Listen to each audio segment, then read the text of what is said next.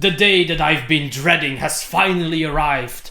I only have the nature-based classes to talk about. Let's do the ranger today. Welcome to the attic dungeon. My name is Sam, and whether you want to tame the wolf or shoot the wolf, I'm here to help you with everything. I'm running out of creative ways to ask this, but if you are somehow enjoying the content that I put online, click like, subscribe, comment, share, peel a potato, I don't care, just do something. Help me spread the love that is the attic dungeon. Plague your D&D friends in your neighborhood with my content, and I shall be eternally grateful, because that's actually an easier way for me than hoping YouTube is going to give me a free boost at some point. See? Not happening. On with the show. Nature-based classes. Don't get me wrong, I love the outdoors. Long hikes in the meadows and what have you can really make my day, but somehow I really don't like playing nature-based classes in role-playing games, except if they're shooting lightning, which the ranger sadly hardly does. I think he's got one spell that does it. I also don't really like the bow and arrow stereotype or the pet-based class stereotype, so when the ranger came out with the player's handbook, I oopsed. I was like, yeah, no, I'm afraid 75% of your content is built about having a pet or shooting a bow. I'm out of here. Obviously, today the ranger is a much richer and more well-developed class than it was at the start of 5e, and I'm actually more than happy to talk about that. So, with an optimistic view and some decent research and a few rangers at my player tables, of course, let's talk about the ranger from a mechanical point of view. See, that's the good part. I can just ignore the nature bit for today. And I will get to the druid eventually. Don't worry, he's the last chap on my list. He'll be on in a week or two, I guess. Rangers. Yes. So, as always, we will start at the what does the party expect from you as a ranger part of the show. First off, the Rangers. This is going to be a great show. The Rangers are obviously known for being amongst the best explorers in the game. So exploration, completely your thing. Stealth is included in that, of course. Ranger is very capable of that, has some spells to support that as well. So you're probably the best, if not one of the best, if not the best class to handle that aspect. Damage. People also expect damage from a ranger because you're either wielding one or two swords or a big ass bow with more arrows than the orcs can count. And yes, you do deal damage quite well. It is one of the things that you do. They also expect you to be perceptive. The ranger has to notice everything. Why? You are partially a wisdom-based class. Your spellcasting will depend on wisdom, hence people expect your perception to be not only up there because they have a positive wisdom modifier, but they also kind of expect you to just grab proficiency in it. Do you have to? Not really. It's never going to suck because of the wisdom. So you're basically the scout for the party and you can shoot or stab stuff all day long. Is that all the ranger can do? Of course not. As always, I'm here to bend the concepts of the classes a bit. And nowadays a ranger actually makes a really fine tank / frontliner as well. Obviously there's a lot of fighting styles that support melee combat that the ranger has access to, but they also have access to the defense fighting style, giving them +1 armor class. They can wear a shield, and they have some very decent crowd control spells to control enemies, because being a tank is more than just standing in the battlefield with a lot of hit points and getting punched in the face a lot. They actually expect you to kind of control the enemies as well to make sure that they're not hitting the squishy guy in the back, a sorcerer. And the ranger has that, so it's actually a very viable tanky character. Yeah, the ranger can also be a healer. Maybe not a full healer. I haven't seen a ranger who focuses on their healing powers just yet, so I don't have any field testing, so to speak. But you do get Cure Wounds and Healing Spirit, for example. Those are some good spells to at least be part of the healer of the group. You can contribute some decent healing. People will appreciate that. You won't be the main healer, probably. What is a ranger? Probably not going to be the party face. Apart from the stereotype of the gruff outdoors ranger who doesn't talk to them strangers, your charisma score is going to be a dump. Yes. Just like the paladin, you are dependent on 3 ability scores to kind of function in this world. Well, 2 are very important, and the third one is constitution, as always. We like not dying, so we like constitution. So that leaves very little room to invest in charisma. Hence, your party face skills in general are going to suck. There's a few exceptions in the subclasses, of course, but subclasses, I don't talk about those today. So that's what people expect. What do you get as a ranger? First off, you get a D10 hit die. That is very respectable. You're up there with fighters and paladins. The only one with more hit points than you are going to be the barbarians. And that makes sense. They're just a hunk of meat. So you got that going for you. Very good. You've got light and medium armor proficiency. You've got shield proficiency. All those things tie together really well for the tank, as I said. You also have both simple and martial weapons proficiency, so you got almost all of the armor with all of the weapons and shields, which is really good defensively speaking and offensively speaking as well. Now I have to check. Oh yes, your saving throws, of course, are strength and dexterity. Dexterity being a really good saving throw, also since, let's say, 75% of the more 90% of the rangers are going to be dexterity based, so your dexterity save is going to be ludicrously high. Excellent. Dodge all those traps, those fireballs. That's perfect. Your strength save, as I always say, you have a good save and an okay save. Strength is the okay save. Probably one of the worst saves, to be honest. There's not a lot of spells that target strength, and there's not a lot of effects in game that make you need a strength save. But hey, you have it because you're this physical, outdoorsy man. Har har har. Oh yeah, skills, of course, very important. Where's my cursor? Yeah, I tried to scroll down my prep doc and my mouse cursor was gone. No, skill wise you are above average. You get to pick 3 skills out of a selection of 8. Most get 2 out of 6, maybe 2 out of 7. You get 3 out of 8. You're not quite the skill monkey, but you are higher on the tier list than 80% of the classes, so that's pretty good actually.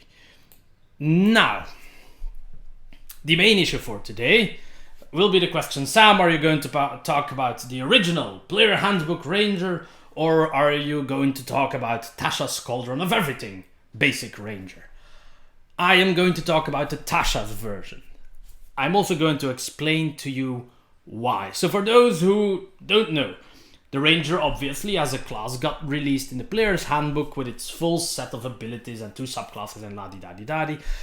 Along the road, a lot of people complained, though, that the Ranger was a bit underpowered and highly situational for a few of his lower-level features. And then in Tasha's Cauldron, Wizards published an alternative set of Ranger abilities, specifically replacing a lot of his lower-level stuff. I have found these abilities, the new ones, to be better because they are more broadly applicable. A lot of the stuff you got as the OG Ranger was very specific to a type of enemy or to a type of land that you would be in. And if you weren't fighting the right enemy or you weren't in the right land, a lot of your class features, your level 1, 6, and 10 class features when it comes to the land business would just not happen.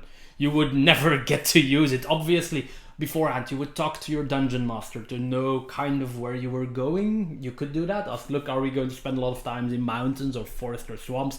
And you could kind of prepare for that. But if you were not in your chosen terrain, a lot of your class features just went offline.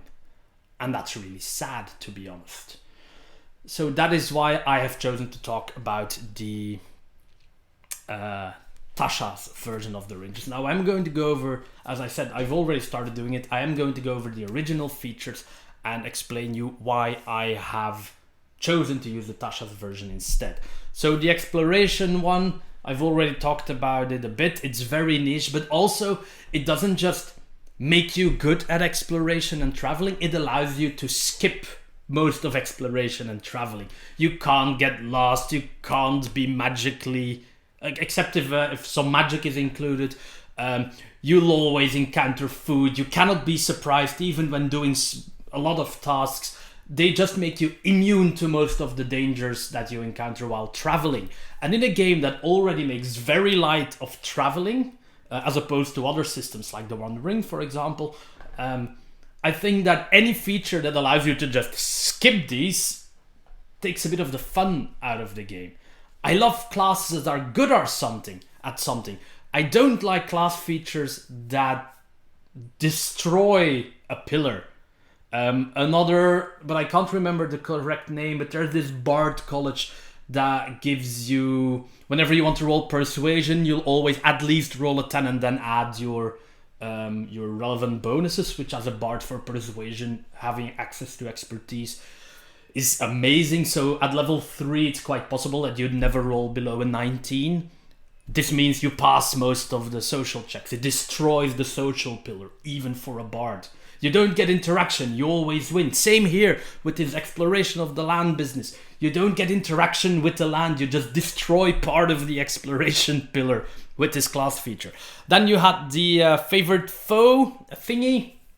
Is highly situational and mostly flavored, in my opinion. I mean, if your chap hates giants, you'll take favorite foe giants, and you can track giants, you know more about giants, you speak giant, but that's it. It doesn't grant you any tangible benefit most of the time. Who needs to track a giant? They're 10 feet tall, you can see them coming from a mile away.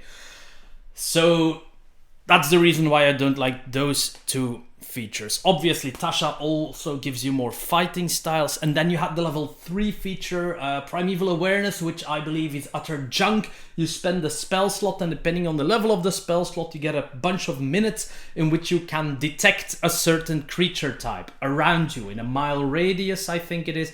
It becomes a 6-mile diameter if it's in your favorite terrain. But it doesn't give you any direction or location or specific identity, which is junk. So you're standing in the middle of, I don't know, a forest, and you decide to scan for, I think you can scan for celestials, for example. You'll know that somewhere in a 2-mile diameter, there might be one celestial, maybe an army, who knows? And if it's your favorite terrain, it's actually worse, because then you know that in a 6-mile diameter, there might be this one celestial that you're looking for, but you have no way of narrowing this down. It is like the Paladin's Divine Sense, I think it's called, where you can detect undead and demons and fiends relatively close to you, but worse because you have to spend spell slots and the area is so wide that you can't find it. Obviously, if it's your favorite foe, you could start tracking, and then again you're skipping mechanics. I just don't like this feature. And then obviously we have hiding in plain sight. The level 10 feature also gets replaced, which just makes fun of hiding and stealth. As long as you have access to mud and camouflage, you can just spruce up a little mud in the face and you'll have a plus 10 bonus on top of whatever stealth bonus you could already have as a ranger while trying to hide. The minor condition is that you can't move anymore.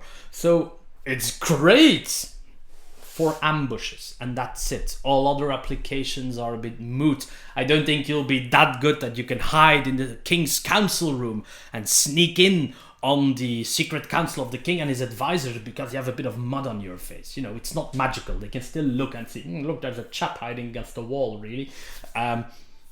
So it's strong because plus 10 dexterity is an absurd bonus. It's weak because it's too situational. So those are the things that got replaced in Tasha's Cauldron. Those are the features that I'm not going to talk about anymore because I just explained you why. So let's get going. Ranger class features starting from level 1, replacing all the junk with stuff from Tasha's Cauldron of everything. I almost forgot to mention which ability scores you need as a ranger. They're pretty obvious. You need dexterity mainly for your weapons, you need wisdom for your spells, and you'd love some constitution to stay alive. That leaves precious little points to invest in other areas. You're a bit like the monk. Actually, you're exactly like the monk and a bit like the paladin. It's the curse of being a triple ability score class, I'm afraid. Spend those last points wisely. So then we start with the ranger all the way at level 1. And we start with the feature that replaces Natural Explorer, so the entire terrain business, which is Depth Explorer. It's also, instead of learning 3 types of terrain that you can magically maneuver around, you learn 3 things that will help you with exploration. The first one is Canny. Basically, you gain expertise in 1 skill and you learn 2 additional languages. If you take the expertise into survival, you will be a very good guide for your party in any type of terrain without breaking the exploration pillar. Your natural explorer type of guys, if they're in the right terrain, could break an entire campaign because they get to pass a lot of the stuff. These are just great guides in any type of terrain, which is more balanced and I believe more fun as well. You also get Favorite Foe. It replaces the Favorite Enemy business, so instead of being able to track and know stuff, you get a sort of Hunter's Mark light here. And Hunter's Mark, for those that don't know, is a very popular ranger spell, which you would normally get at level 2, that does the following. You use a bonus action to designate an enemy. Every attack you shoot at the enemy deals 1d6 extra rather. You can use another bonus action to designate a new enemy as long as the spell is still up and running. The higher the level, the longer the spell keeps going, and it obviously uses concentration. It's a popular spell because it allows you to deal significantly more damage. Favorite Foe is Hunter's Mark Light. Instead of a d4, it's a d6, but it becomes a d6 at level 6 and a d8 at level 14. You cannot swap it from enemy to enemy. If you cast it, it's stuck on the enemy. If the enemy is dead, the features have been used. It doesn't use spell slots, however. It just uses Favorite Foe uses. Nice and ambiguous. No, it depends on your proficiency bonus. You can use Favorite Foe an amount of times equal to your proficiency bonus, so it starts out at 2 and it will scale up to 6. It does still use concentration, and while I don't really like that, I get why though, otherwise you could stack Hunter's Mark and Favorite Foe and the game would be broken. Why do I prefer this over Hunter's Mark? You actually get to keep your spell slots. You have a nice selection of spells as a ranger, but low-level rangers don't use them because they want to cast Hunter's Mark and deal more damage. Here you have slightly less damage. The average damage of Hunter's Mark versus Favorite Foe, the difference between those is 1 damage. That's the difference between those 2 features, as long as you don't count the moving around on enemy's part, of course. But you get to use your other spells, which you can use to deal damage, utility, heal, whatever. So that's actually why I like Favorite Foe a lot. Then we go to level 2, fighting styles. The ranger has access to many fighting styles. From the player's handbook, they got defense +1 armor class, archery +2 attack on your range attack rolls, excellent. Dueling +2 damage when using a one-handed weapon, also really good. And 2 weapon fighting, making dual wielding viable in 5e. Good selection. Tashas adds the ever oddly specific blind fighting, adds a throwing weapon fighting style, necessary if you want to have a vile throwing weapons character. And it adds Druidic Warrior, which is actually pretty cool. Druidic Warrior, as I will show you in a future video, allows you to build a ranger that kind of ignores dexterity. It can just live on constitution and wisdom, which leaves more room for feats and what have you. I will show you the specifics of this build in a future video. Yes, of course I will. But there are good fighting classes to choose from. Of course, you also get spellcasting at level 2. Your spellcasting is wisdom based, and very importantly, you work with the spells known system, just like bards and sorcerers. So whenever you level up, you can select the spell that you want to learn. The amount of spells that you can learn, you can obviously find in the table, in your handbook or on D&D Beyond or whatever you use. But you're stuck with that spell. You can't, the cleric can wake up in the morning and reselect their spells. You cannot. You can replace a spell when you level up, but that's about it. So you work with spells known. Wisdom is your spell casting bonus. What type of spells does the ranger have? There's a few druid spells in there. The naturing magic is present, but actually you have a fairly decent selection of utility spells, crowd control spells, support spells, and damage spells. And healing is under the support, of course. Obviously, you have limited spell slots. You are a half caster. Like the paladin, like the artificer, you will only learn spells up to 5th spell level. So you won't gain wish or whatever, or true polymorph, because those are way too high. But you get a nice amount of spells. You get a few spell slots to use them. That's all good. And again, you don't have to use the Hunter's Mark anymore because your favorite foe, so even your level 1 spell slots are actually useful now.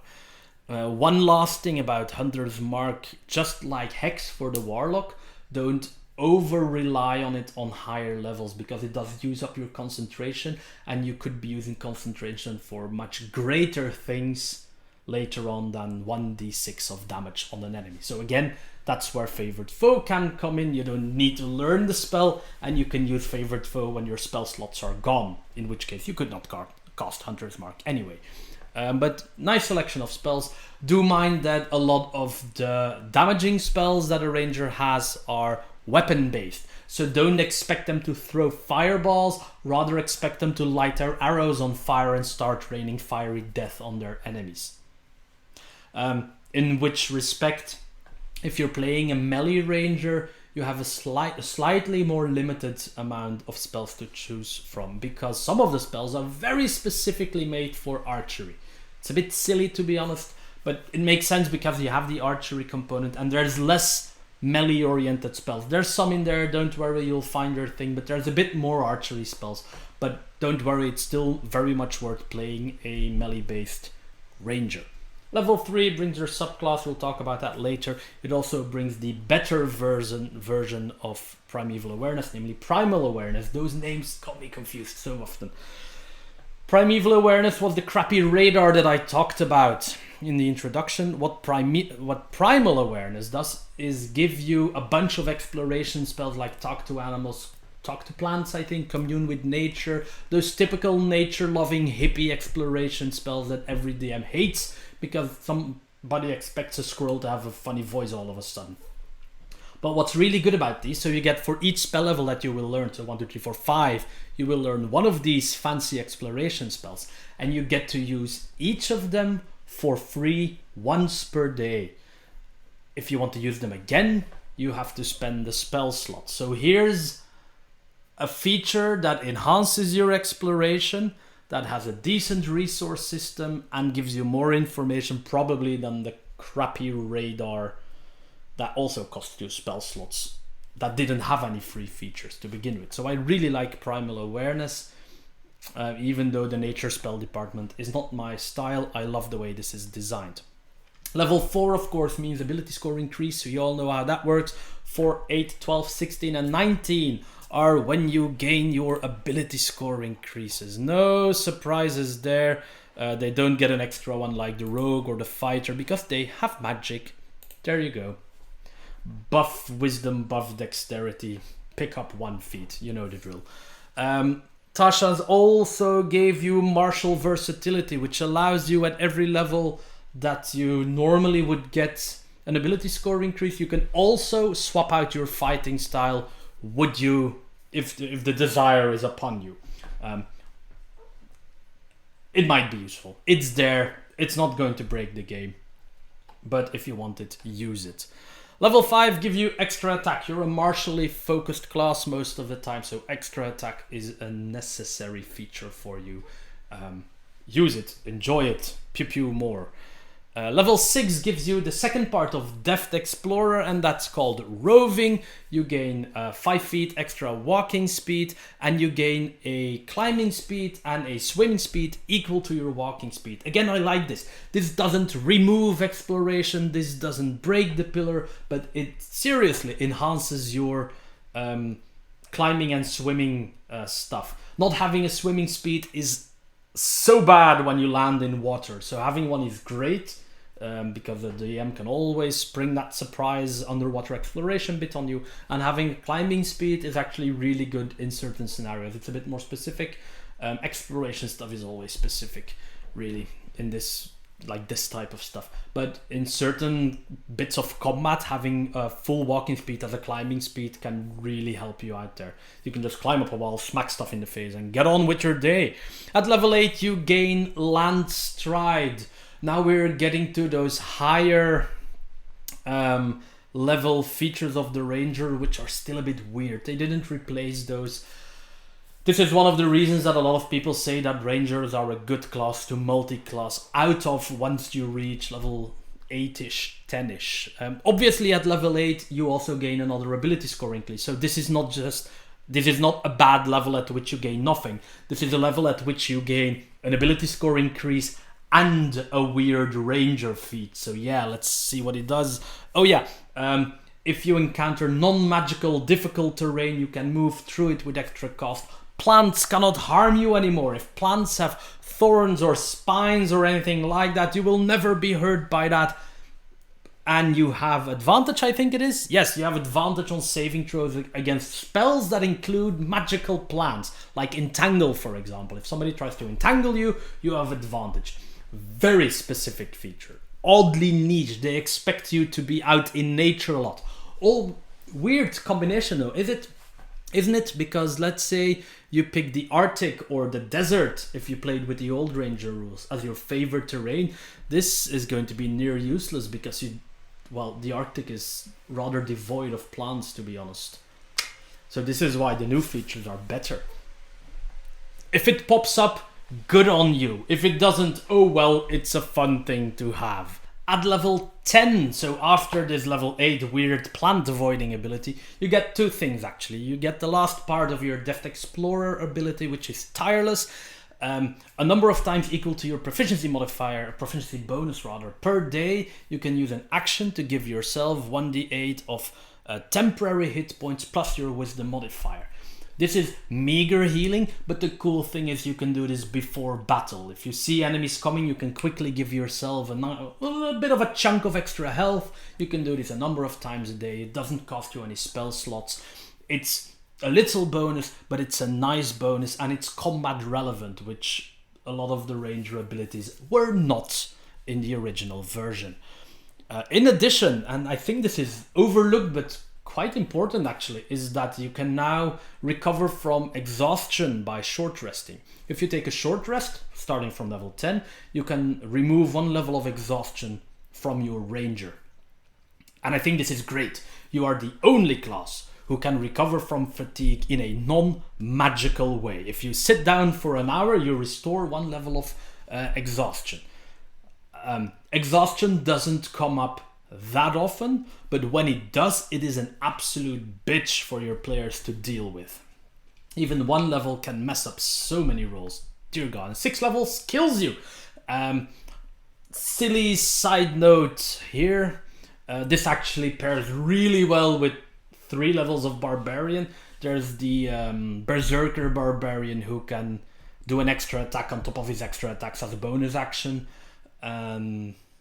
But gains a level of exhaustion after combat. This chap can do that, attack many times in a turn, and then just, sit down, have a little rest, and be nice and chipper, and off he goes. Small side note, end the multi-classing session. So, only non-magical way to get rid of exhaustion that a class can bring to the table.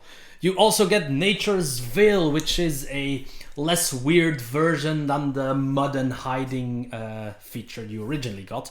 It's very simple here. You can use a bonus action to turn yourself magically invisible. So they stated that you're not camouflaging yourself like Rambo in one of the movies. God, I don't know if everyone saw that scene. It's like Rambo hiding in a mud wall and suddenly his eyes go open and he kills the guy.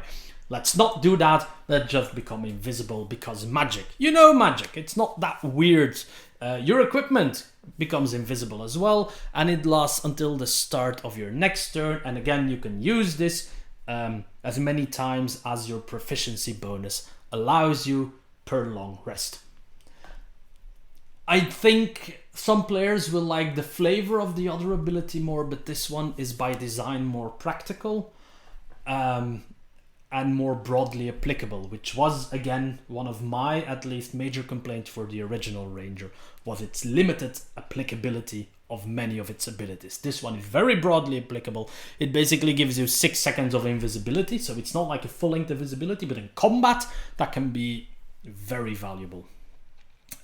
Speaking of becoming invisible, at level 14, you get Vanish, which allows you to use the bonus action to hide. You can be tracked by non-magical means unless you want to be. Rogues get this at level 2. Yes. So, in the grand scale of Ranger abilities, you'll learn how to hide yourself perfectly in the mud, or to become magically invisible for a few seconds at level 10, but at level 14 you learn how to hide behind the barrel real quickly. The scale is, I mean, this is not the best level 14 abilities, but as a Ranger you get so many abilities that it's okay that there's a few situational ones. Well, actually this is not situational, this can be really good. If you're not using your bonus action for anything else, this can keep you safe in a fight, what have you. But it's weird that it takes you all the way up to level 14 to learn this. Level 18, we're almost there. Feral Senses. I need to remember what this was the one that allows you to track invisible creatures. So that's, again, situational, but good. You have so many situational abilities that some of them are bound to come into play at some point, you know. So that's okay. You can, you don't get bothered by the fact that something is invisible, so you don't get disadvantage on attacks against it. And if an invisible creature is close to you, you are aware of this. I don't think it doesn't say anything about if you know exactly where it is. So as long as you're not blind or deaf, you will know that there's an invisible creature within 30 feet of you. Obviously, you might need to hint your DM that you have this feature, because it's something that I would forget. Just look, invisible creatures jump upon you, and then the Ranger would go, oh, but I can smell them. And I'd be like, all right, there goes my entire encounter. Anyway, niche feature, decent feature. Invisible stuff is annoying, you make it less annoying. And thus we come to your level 20 capstone magnum opus ability, Foe Slayer. I think it's a bit of a junkish ability for a level 20 capstone. First thing you need to know, this ability interacts with your level 1 feature. So either favorite enemy or favorite foe. This is either going to work against those types of enemies that you have designated by now as your main enemies, the ones that you can track and what have you. I think you have 3 of them by now. Or it's going to work against whatever chap you glued your Hunter's Mark light on this combat. And what it does, when attacking this foe, once per turn, you can add your wisdom modifier as bonus damage on top on whatever you're doing.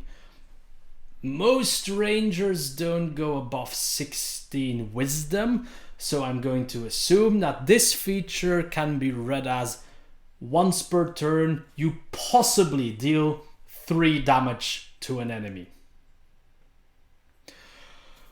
The Tarask is already quivering in his boots, I'm sure.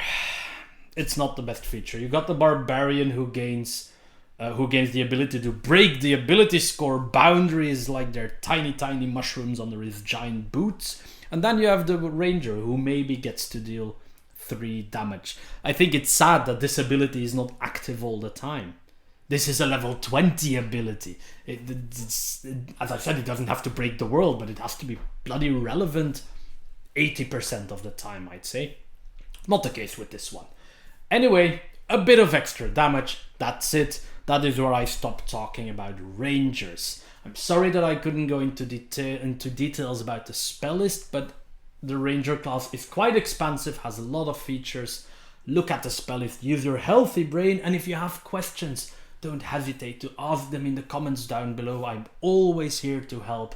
Talk to me about your Rangers. Get me warmed up for this class, because I really want to like playing as a Ranger, but I think that the standard flavor is stopping me. Of course, here I am, the guy who reflavors every class into something else, but I don't know.